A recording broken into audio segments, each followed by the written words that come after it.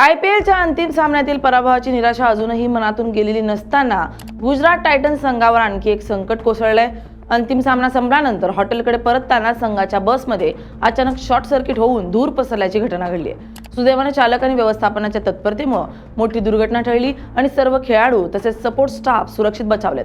रविवारी रात्री अहमदाबादच्या नरेंद्र मोदी स्टेडियम येथील अंतिम सामना संपल्यानंतर गुजरात टायटन्सचा ताफा हॉटेलच्या दिशेने रवाना झाला होता। मात्र काही अंतर पार केल्यानंतर बसच्या इलेक्ट्रिकल यंत्रणेत बिघाड झाला। वायरिंगमध्ये झालेल्या शॉर्ट सर्किटमुळे बसच्या आत धूर पसरू लागला। परिस्थितीचं गांभीर्य ओळखून चालकानं क्षणाचाही विलंब न करता बस रस्त्याच्या कडेला थांबवली। धूर वाढत असल्याचं लक्षात येताच खेळाडू आणि सपोर्ट स्टाफला तातडीनं बसमधून बाहेर काढण्यात आले। काही क्षणांसाठी घटनास्थळी गोंधळाचं वातावरण निर्माण झालं होतं। मात्र व्यवस्थापनानं वेळीच परिस्थिती नियंत्रणात आणल्याने कोणतीही जीवितहानी किंवा दुखापत झालेली नाही। दुसऱ्या बसची व्यवस्था होईपर्यंत संघाला जवळपास 1 तास रस्त्यावरच थांबावं लागलं।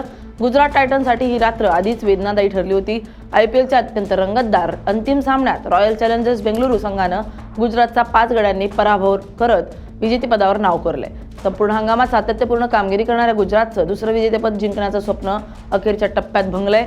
त्यातच बसमधील शॉर्ट सर्किटच्या घटनेमुळे खेळाडूंच्या निराशेत आणखी भर पडली आहे। अंतिम सामन्यापूर्वी गुजरात टायटन्सचा प्रवासही अत्यंत धावपळीचा होता। धर्मशालाहून मुल्लानपूर त्यानंतर अहमदाबाद असा सलग प्रवास संघानं केला। खराब हवामानामुळे विमान उड्डाणांमध्ये झालेला विलंब आणि अपुऱ्या विश्रांतीच्या कालावधीमुळे खेळाडूंवर अतिरिक्त ताण निर्माण झाल्याची चर्चा क्रिकेट वर्तुळात आहे। बसच्या वायरिंगमध्ये झालेल्या बिघाडामुळे ही घटना घडली आहे। संबंधित यंत्रणेनं घटनेची नोंद घेतली असून नेमकं कारण शोधण्यासाठी तपास सुरू करण्यात आलाय। दरम्यान सर्व खेळाडू आणि सपोर्ट स्टाफ सुरक्षित असल्यानं चाहत्यांनी सुटकेचा निश्वास सोडलाय। मैदानावरील पराभव, प्रवासाचा थकवा आणि त्यात बसमधील शॉर्ट सर्किट गुजरात टायटन्ससाठी IPLची फायनलची रात्र अनेक कटू आठवणी देऊन गेली आहे।